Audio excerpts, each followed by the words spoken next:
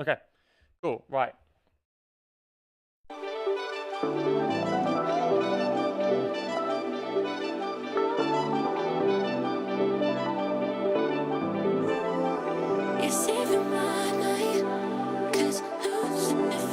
So, let's just kind of dive in. Let's get rid of the vocals for now. Let's look at what's going on here. So you got this main kind of like synth Rhodes patch doubled with just a simple kind of super saw, which is filtered low pass, just to give it a bit of body. Oh, I still do have those plugs from the demo.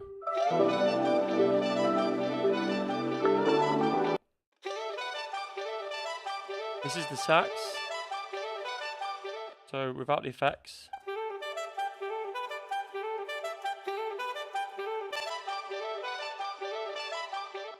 Compared to with, you can hear it's quite the change. That kind of feels like the body of the whole track. And then what else do we have going on? So that's the saxophone pitches, the kind of this thing. But I guess I've drenched it in loads of reverb and delay, just to create like some background atmosphere. Then we have a pad.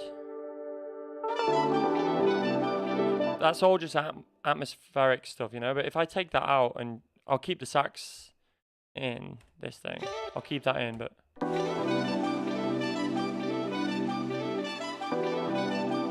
it just sounds so much like more empty, and it needs something. It needs something filling that body, you know, so just makes it a bit more like heavenly almost. It's like, oh, you can hear this kind of thing going on. Just makes it feel euphoric already. Just some classic oohs going on. Ooh. Gotta be done. Phaser on it. Some fun stuff, just giving it a bit of movement. We have bass joins here. And some drums. Building. I made a noise sweep with some flanger on it to help lift it as we go to the drop. I also have a layer of just noise doing the same rhythm as the chords, just to give some more like white noise presence, brightness.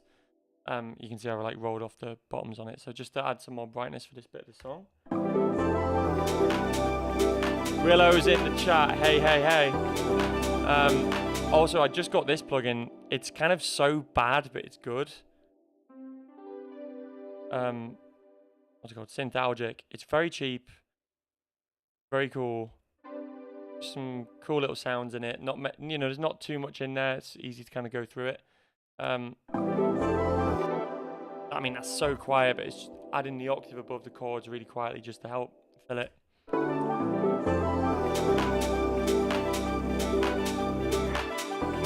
The drums here are a sample of the drums from the drop, and I've just kind of filtered them a bit and done some different processing just to make it feel like it's getting bigger, but it's not getting too big, because you never want it to feel too big in the verse sections or the breakdowns, even if you want it to sound big, it doesn't want to be as big as the drop sections, so that drop hits, you know. So it's like the same drums, but just like a little bit more filtered, a little bit more crunchy, and low pass or whatever, just kind of rolling off the highs and lows, so it doesn't feel too like big, and then when it gets to the drop, those kind of highs and lows can open up suddenly. That's what I like to do anyway. I also like to do that with stereo width, so in the breakdowns it can be maybe a bit more mono, and then when it hits the drop it can just suddenly go wide.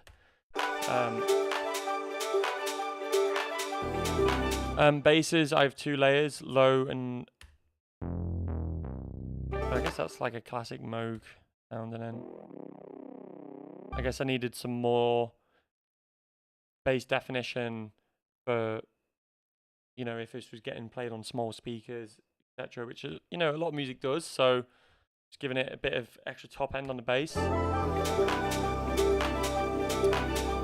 Yeah, that's cool. I don't think there's anything kind of spectacularly different happening there. If anyone has any questions, let me know. But anyway, let's go into vocals. You're saving my night, 'cause losing it for you, and I'm losing too. You're making everything right, got me feeling something. So what I've done here is there's a lead and a double. I'm just going to turn off the bus effect. So I have my vocals and Ella's vocals go into a vocal bus where we then share the same send effects, because I just wanted us to have, like, you know, I just wanted the same reverb, delay, all that stuff on all the vocals. So instead of kind of duplicating it and then you fiddle with a setting and blah blah blah, just got it all on some sends. So it's kind of a bit of mental routing going on, but it makes sense if you bear with it, but it is a bit can be a bit confusing. You're saving my night, 'cause losing it for you, and I'm losing too. You're making everything right, got me feeling something I haven't felt before. So you can hear that's it dry, and then we got. Let's even. Let me just go to here. You're saving my night, 'cause losing it for you. So there's a delay, which I find I do this a lot. I like to automate it. Some people use like a sidechain against the lead. So you know the delays and verbs and whatever will go quiet when the vocal is singing, and then when the vocal drops out, those kind of space effects will come in to help fill the void. That works sometimes. You can see I actually tried it, but if I need to be a little bit more specific with it, certain words I want to delay more, whatever, I'll just go in and automate, and that's what you can see I've been doing quite a lot in this song. You're saving my night, 'cause losing it for you, and I'm losing too. That's delay, and then we got. You're saving my night. Actually, another delay, but this is kind of more. You're saving my night, 'cause losing it for you. Very subtle, that. It's just adding some kind of stereo, quick, weird, like, what's it called again? You know, what are those delays called which bounce left to right? It's so obvious. Ping pong delay. It's kind of like a ping pong thing. I should be thinking ping pong because the Olympics are coming up, so I should be in my head. I never watch table tennis or ping pong, or there's sports like that which I never watch until it's the Olympics, and then suddenly I'm kind of fascinated and become a little bit obsessed with it, because you see these people that are just wizards. So that'll be fun. Anyway, so we have, yeah, ping pong delay, main delay. You're saving my night, 'cause losing it for you. We have a reverb, which is it's kind of phased, and I actually use the Valhalla delay plugin for that. I really like there's some really nice reverbs in it. Yeah, and then lastly, there's a parallel channel, so that's just slamming the vocals through a really aggressive compressor. You can see there, so it's got 14 dB reduction on it. So it's gonna just slam the vocal, make it very, very compressed and sausaged, and then you can see I've kind of got that fader -16, so it's quite low. Just add a little bit of that in, and it just helps again fill a bit of the body of the vocal and make it sound more compressed without it sounding unnaturally compressed, if that makes sense. It kind of helps thicken it a bit. So that's Ella's vocals, and then I join in after 8 bars.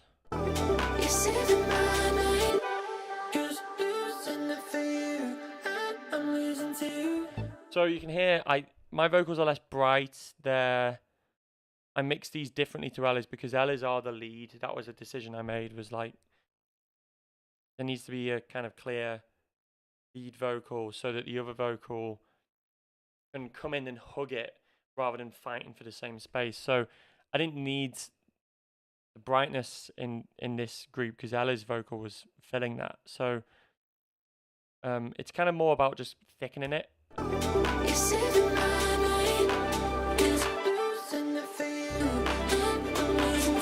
So we've got straight up double, and then what I did was I sang it down the octave, which is this,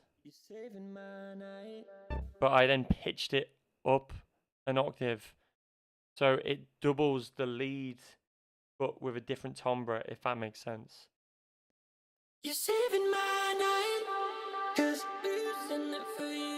Quite a cool trick because it kind of makes it sound tone, like in terms of pitch, it's the same as the recorded lead, but it makes it sound a bit more warped and a bit more kind of alien.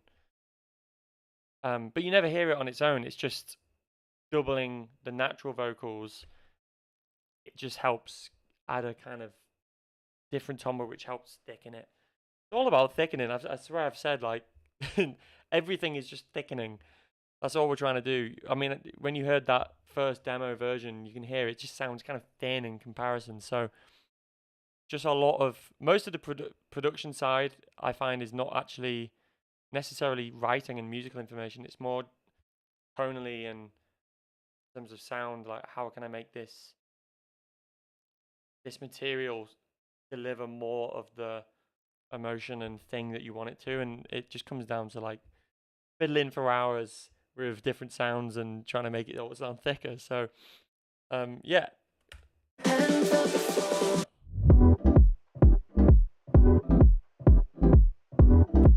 So here the main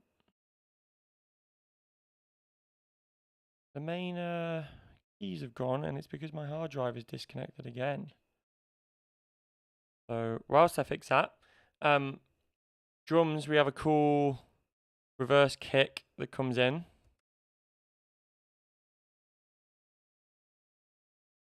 Okay, we should be working now. The hard drive is back in.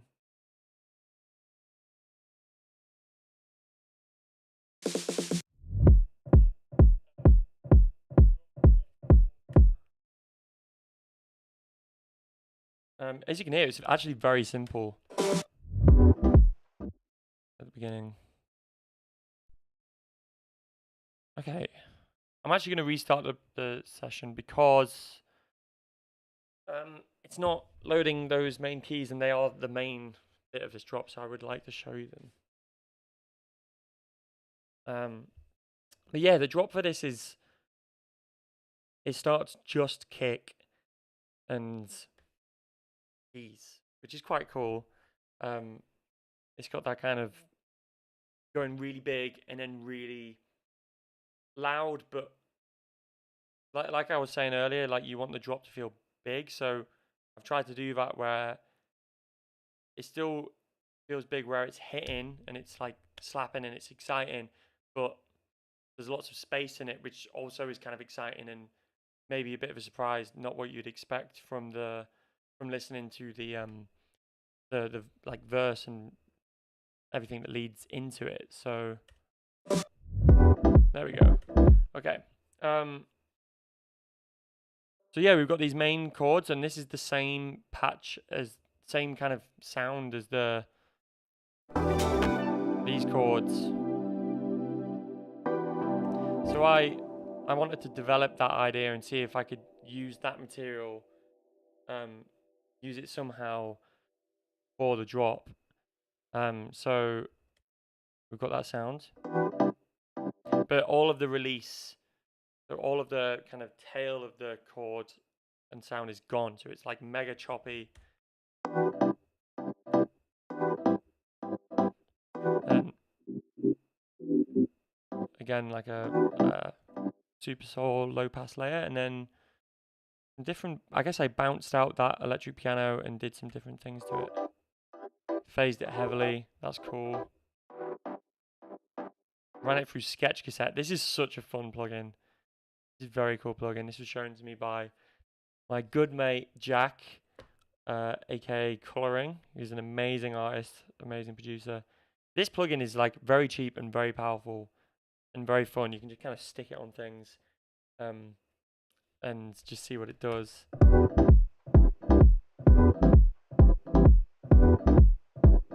So yeah, the processing for these chords, it's all those layers, which you can hear they've all got their own things.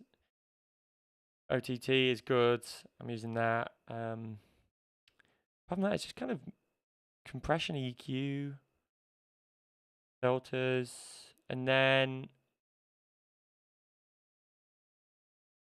I'm using Valhalla Supermassive as a chorus. More Sketch Cassette, Ozone. I think what I was trying to do here was make these chords feel really as big as possible. So it all leads into this limiter at the end, which actually it's not even hitting the threshold. So I guess I was just trying to get rid of any peaks. I'm guessing at some point in the tune there's a peak. Maybe when these come in. So that's a little slice of the sax part from earlier. I've just kind of used a little chop of that, and it adds this like emphasis on it. Just adds an emphasis to that part of the groove, which is cool. So yeah, those chords are very compressed, limited, EQ just to make them try and feel as kind of fat, big as possible, but the underlying sound and tone is still a Rhodes kind of sound, so it has this like it doesn't sound too overtly synthy and electronic-y. Bass, we've got the two layers, which I always like to do, which is the sub, and then I like to have a top bass layer and roll off the sub from that so I can kind of control them. So the main top bass is a square. Quite a simple sound, really. Just a bit of overdrive on it. And you see that's without EQ, and then with just helps rein it in.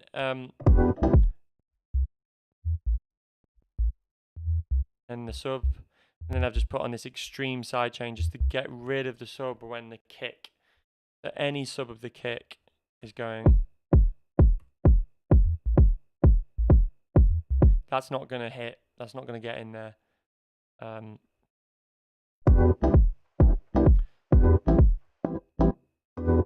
they're following the same pattern, really. So the other thing to check out is the drums, but as I say, it's just kick. And then we get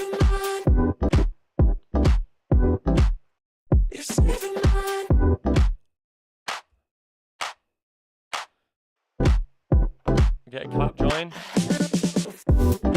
This is the same snare sample as the build. And these samples are by my friends James Wiltshire, who is part of an incredible production team here is a man called Freemasons, and he now does sample packs. The company's called F9. They're very, very good. Would massively recommend checking those out. So here we just got some hats joining. Using overdrive on the hats as well as a lot of the drums, really, and sounds in general, just to kind of make them a bit more crunchy.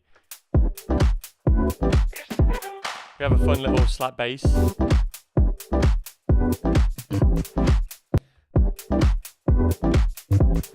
And you can hear it, it just helps fill that gap in. And then I'm using my MIDI bass, main bass sounds are like doubling that as well.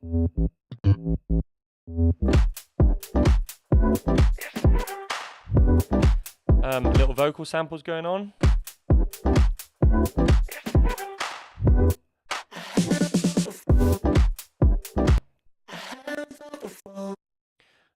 So this little glitch, I gated that vocal to that snare. So when when that comes in, this vocal only plays.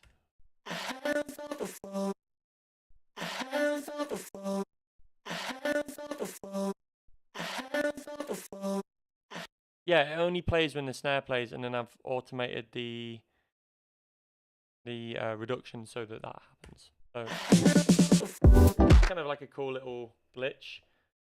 I'm gonna check roll running still. Yeah, cool.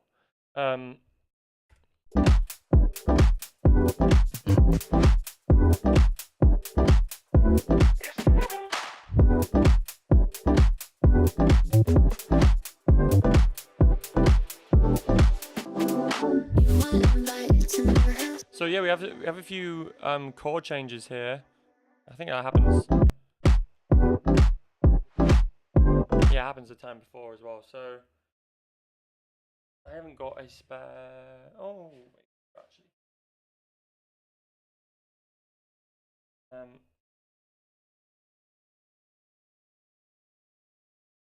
See if I can just play these for you.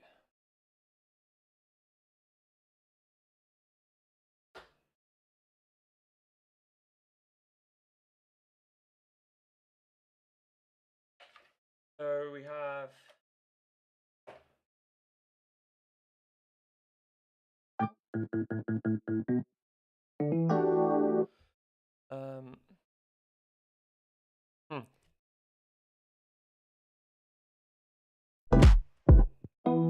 Okay, when I hit the key, it's like there's a huge delay, but whatever. So we've got E minor 7, C major 7, and then it goes to A minor 7. So that's the kind of the pattern. Then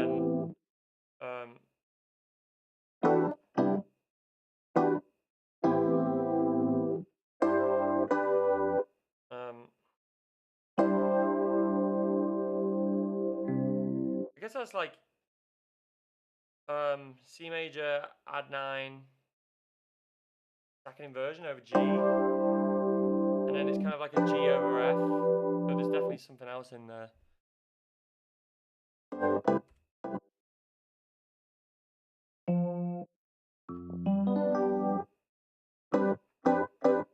Ah, yeah, okay, so it's like G major add 4 over F. So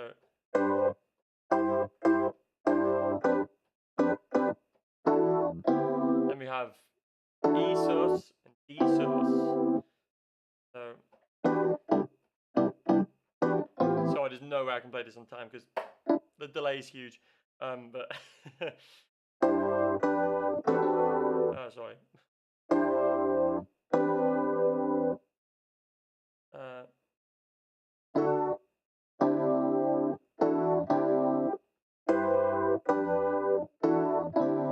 Yeah. Why with D minor 7 flat mine?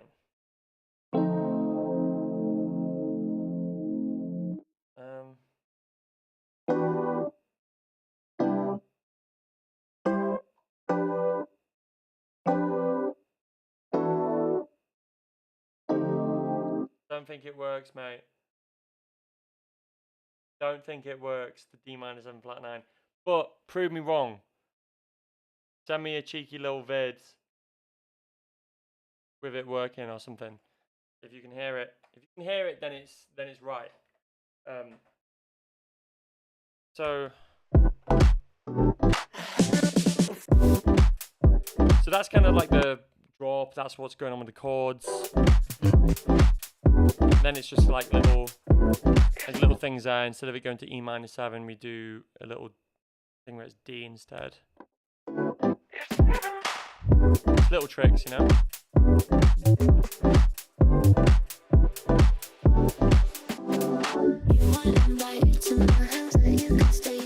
So next bit of vocals.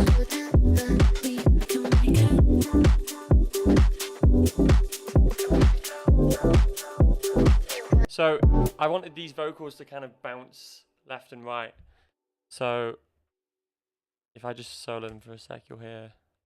So this is the lead only. You were invited to my house, but you can stay around. Too overrated to go down, but we can make out. So you can hear it alternates between left and right, and then there's a double which stays center. But I've then automated the format on it, so when you put that all together, you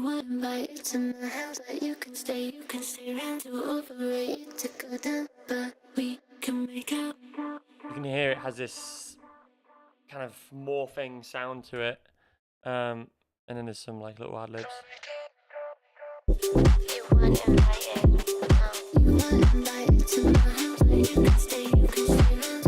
Repeats. We got that classic house string in somewhere. I guess it's buried in this Atmos. Yeah. This sounds like the intro of Call on Me. We got those sax harps starting to filter back in. So just a few things now starting to filter back in to bring it back to the verse breakdown section.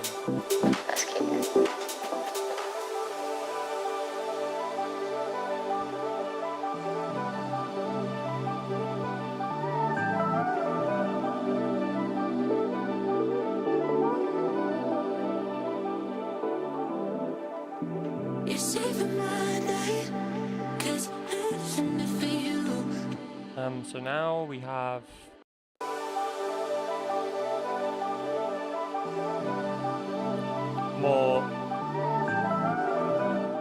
more kind of electric piano things. You know, I love doing that stuff. I often do it. It's not going to work very well right now because okay.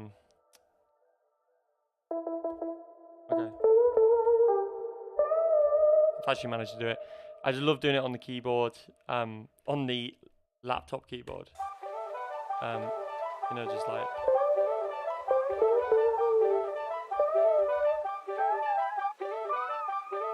I've had to put it in low latency mode, and it's like not playing half the things, but whatever.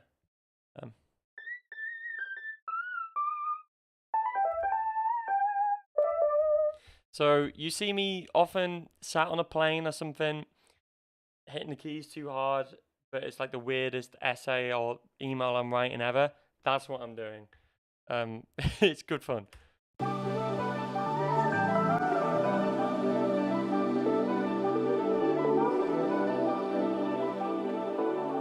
So then repeats again, but this time it's a bit more low pass, a bit more chill. Drums starting to fade in.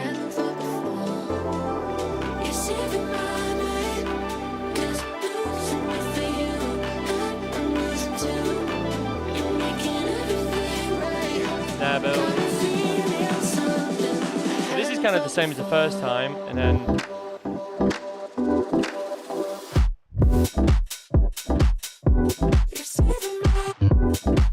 so yeah, second drop I wanted it to be different. So here that second verse breakdown is quite similar to the first. There's just a few little subtle changes, just kind of more arranging things to like it low passes more and it feels a bit more closed. Just in the filtering really of the chords and atmospheric layers. Yeah, it's just a lot of, as you can see, just a lot of tedious but fun. I love it, don't get me wrong. Automation of all the elements just to kind of help retain interest and have all these kind of different layers and different ideas, building volume and well, like coming out of volume and then coming back in again. Constantly evolving soundscape around the vocals. So then we get to the second drop. You can hear it kind of doesn't start straight away. Yes, Victor, mate. I hope you're good. Legend.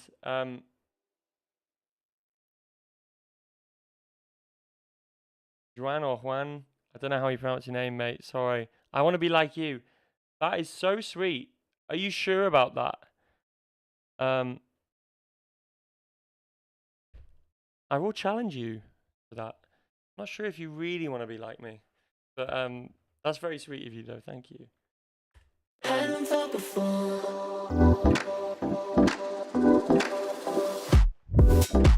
So it's kind of like a 2-bar delayed drop here. So the idea is that it comes, you're expecting it, and then there's just this kind of like bit where it's still floating, and you're like, whoa, what's gonna go on? And then it suddenly like slams down.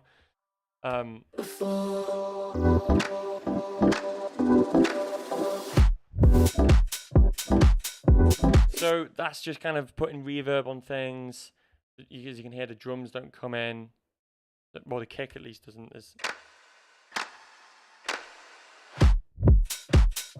You can hear the claps with the reverb on it. And that is with a... Oh, no, I didn't do that. How did I do that? Is that on the drums bus?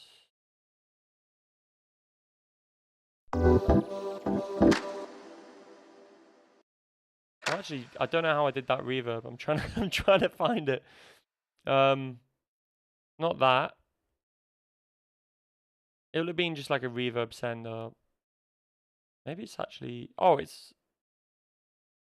Okay. Yeah, it's on the master. Put reverb on the master, and you can see I just automated the wet just for these 2 bars, and then it slams off 4th beat of the 2nd bar. We've got some nice rises.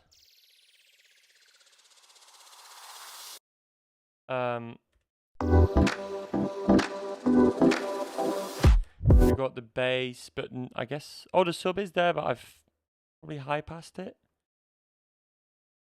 Yes, there's a high pass. So there's kind of some automation and fiddling around. You know, high pass, sweeps, this reverb, and it all slams shut and goes back full again from beat 4 here. So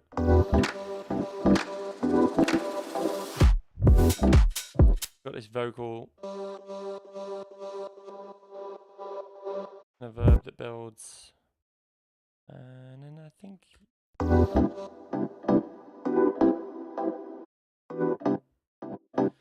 yeah, there's this send, this verb send. That's this. I didn't use that in the end. So yeah, then we're back in the drop, but this time it's not just kick, it's claps. We got hats. We got yeah, we got quite a lot of percussion going on actually. And you can hear those hats. I wanted them to kind of have like crunchy sound. So yeah, a lot of overdrive and transient. Looking at the transients as well, and that transient designer plugin is really good. Native Instruments one.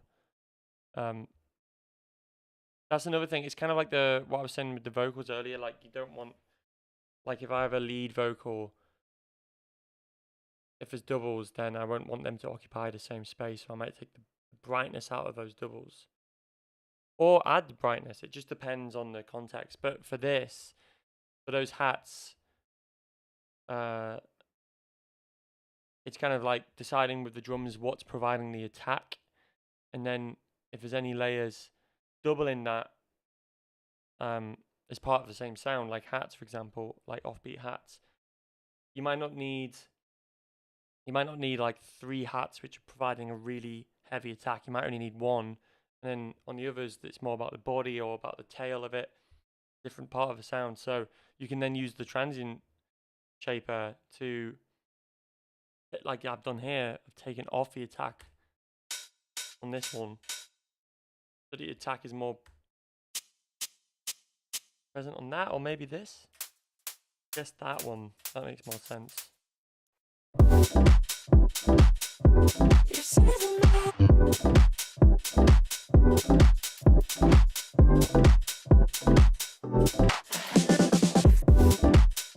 Production 90, that's cool. I love 90s house music. Grew up listening to that a lot, collecting Ministry of Sounds albums. That's really cool.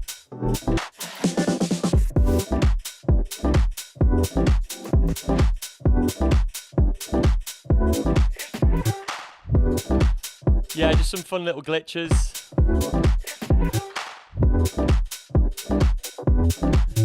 little cheeky glitch here with I took a sample of the chords and then what have I done? Filtered it and kind of chopped it. The original, that is. You can hear it's just the chord. Just little fun ear candy things like that.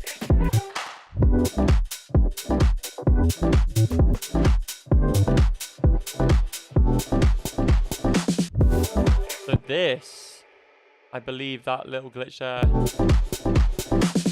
Yeah, I used the Logic's new Beat Breaker plugin.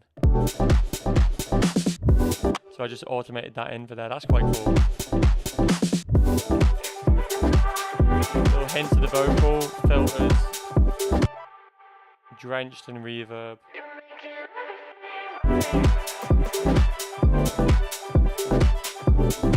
We've got those saxophone arps back in. Full vocals.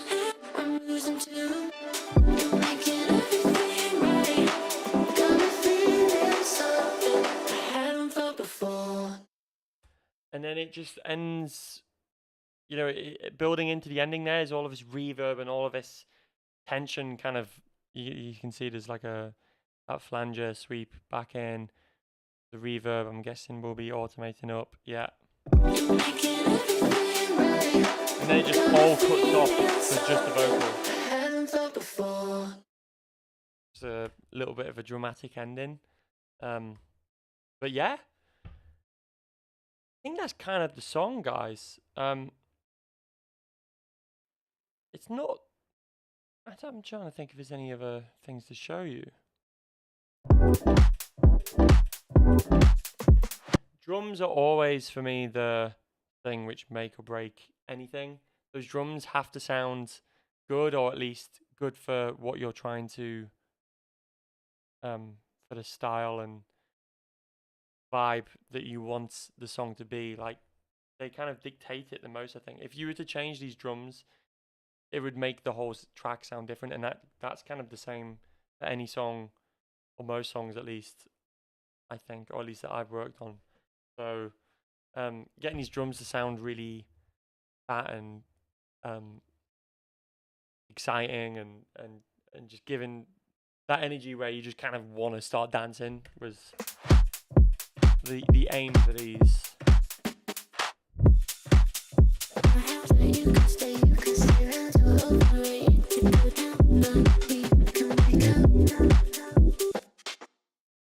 You can see there's some kind of little fills and stuff going on as well. And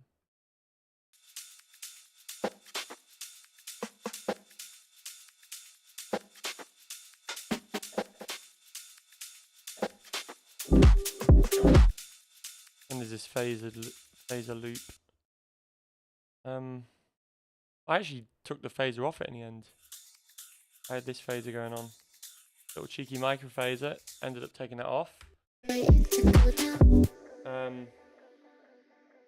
And finally, for the side chains, the way I'm currently doing these is I am sending everything. I've, in this case, 2 side chains. I have a main side chain, so that's kind of for synths, chords, not the sub bass, but the top bass layer. Just kind of any normal, like a saxophone would go for it, any normal melodic or harmonic information.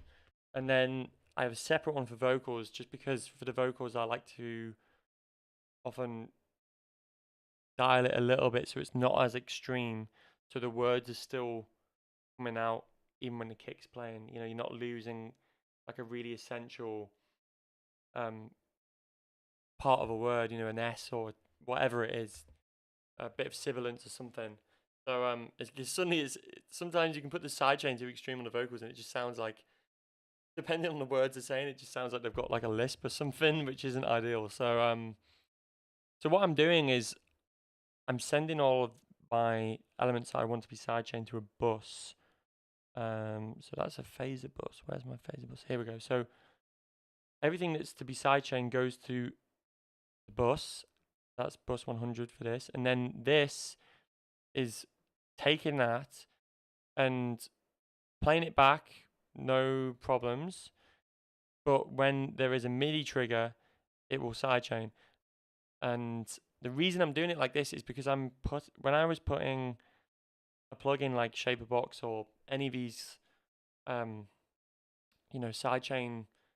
plugins on each channel, which is what I used to do. Number one, I'd find I'd change the sidechain on one thing, and then I'd have to go and manually copy and paste it to every other track which I wanted it to be same of, and that just took time. So just having it all on like one or two means I can quickly change it, and it changes it for all of the tracks, which is quite cool. Secondly, when I'm putting it on each instance, I'm finding that even though I've got it synced to the session, depending on the routing and if it's going through buses and sends and this, that, the other, it starts adding like lag. So certain channels will then play the sidechain late, and then it just sounds like a hot mess. So doing it this way, the MIDI sync, this MIDI syncing kind of resolution helps keep it all. It's very quick, so it's gonna, as soon as a MIDI note hits, it's gonna sidechain it. And it just kind of makes it easier. I mean, it's a bit of a pain for routing, and it also means that when I do like low latency mode, everything that's routed through it drops out, which is kind of annoying, but whatever, small problems. Do I always sidechain vocals? Usually, it depends on, if it's a house track, then yeah. Just depends on the song. House track, basically, most things are triggered sidechain to the kick, at least for me.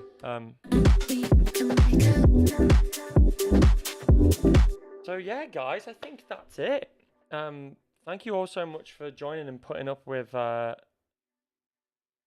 kind of troubleshooting of streaming. It will get better, I promise. It's just kind of one of those things where the best way to figure it out is just to do it, you know? Thought I'd show you something cool. I say cool. This is really not cool. But for those of you that might think it is cool, I will show you something cool. And that is how I'm currently storing my saxophone reeds. I told you it was cool. I told you it was exciting. Get ready. So I've got this container, which is actually for weed. I got it off Amazon, and it's because it's like an airtight container. I live in California, so there's plenty of weed-based products around. So that this was the suitable thing I found. And you twist off the lid, and inside, I'm going to see if I can show you. It's a bunch of, oh, I just put vodka on my computer. It's vodka. And inside that, in the vodka, are all my reeds just stewing in it. It's a bit odd. They're kind of just pickling, basically. But the reason for this is that I was using a classic kind of reed case, and there was one time fairly recently, where I opened the reed case to get a reed out and start playing, and the reed had grown this horrid like mold stuff on it. It was like this white furry stuff, really, really gross.